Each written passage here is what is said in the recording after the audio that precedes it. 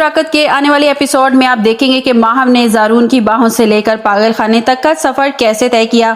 वो ज़ारून की मोहब्बत में माहम कुछ भी कर गुजरने के लिए तैयार थी। इसने हर तरह कोशिश की ज़ारून को अपनी ज़िंदगी में वापस लाने की। ज़ारून मेरे अलावा और किसी को ना देखे। वो ज़ारून को किसी के साथ शेयर करना पसंद नहीं करती थी, लेकिन जब से शफक ज़ारून की ज़िंदगी में आई, माहम के तेवर बदलना शुरू हो गए। माहम हर हाल में शफक को इस घर से निकालना चाहती थी। देखते ही देखते शफक ने इस घर में परमानेंट अपनी जगह बना ली और ज़ारून की जिंदगी में शामिल हो गई। माहम मां ना बनने की महरूमी ने इसका सब कुछ बर्बाद कर दिया। माहम गुस्से और हसद की आग में खुद ही जल गई। वो ज़ारून की मोहब्बत में इतनी अंधी हो गई थी, इसको कुछ भी दिखाई ना दिया। जिस मोहब्बत के लिए उसने इतना कुछ किया, इस मोहब्बत ने इसे क्या दिया। जो गड्ढा इसने शफक के लिए खोदा था वो खुद ही उसमें गिर गई। उसे नहीं पता था कि ज़ारून की नज़रों में वो इतना गिर जाएगी कि ज़ारून बिलाखिर इसे तलाक दे देगा।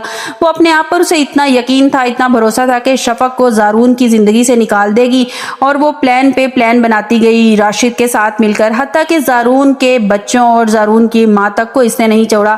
इस साजिश में माहम तलाक के बाद खुद को कमरे में बंद कर लेती है और मेंटली तौर पर इतनी डिस्टर्ब हो जाती है कि वो अपने बाल काट लेती है और अपनी जहनी तवाज़ुन तक खो बैठती है।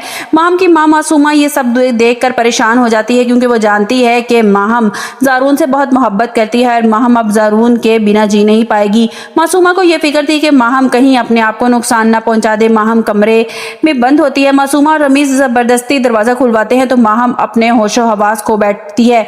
उन्हें मारने की कोशिश करती है और रमीज मासूमा बड़ी मुश्किल से अपनी जान बचाते हैं, जिस पर माहम अपना गुस्सा ज़ारा पर दिखाने की कोशिश करती है और कैंची लेकर ज़ारा की तरफ बढ़ती है, इसे मारने की कोशिश करती है और कहती है कि रमीज, तुम इसको मेरे हाथ से कब तक बचाओगे? मैं इसे जान से मार दूंगी। मैं ज़ारून का बदला अब इस ज़ारा से लूंगी।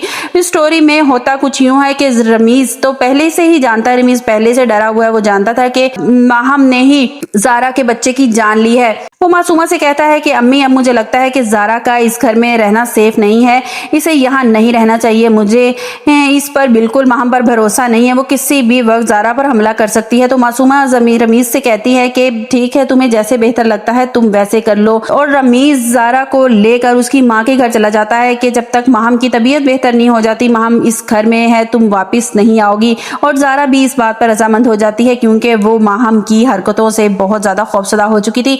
माहम को कुछ दिन घर पे रखते हैं, उसके बाद उसकी हालत में बेहतरी महसूस नहीं करते तो रमीज अपनी माँ को यही मशवरा देता है कि अम्मी, मेरी बात माने तो इसे डॉक्टर पे ले जाएं और हॉस्पिटल में एडमिट करवा दें। किसी भी वक्त अपने आप को नुकसान पहुंचा सकती है। इसकी ज़हनी हालत ऐसी नहीं है कि इसे मजीद इस घर में रखा जाए, जिस पर मासूमा पहले तो तैयार नहीं होती। फिर रमीज के इसरार करने पर वो तैयार हो जाती है। डॉक्टर बताते हैं कि इनकी हालत ऐसी नहीं कि इनको घर में रखा जाए, आप इन्हें हॉस्पिटल में एडमिट करवा दें। तो रमीज और मासूमा जो होते हैं वो उसको हॉस्पिटल में एडमिट करवा के घर वापस आ जाते हैं। माहम की जिंदगी वहीं थम जाती है, लेकिन सब लोग जिंदगी में आगे बढ़ जाते हैं। ज़ारा के घर बेबी पैदा हो जाता है और ज़ारून अपने दोनों बेटों के साथ और शफक के साथ बहुत खुश होता है। उसे कभी माहम का ख्याल भी नहीं आता।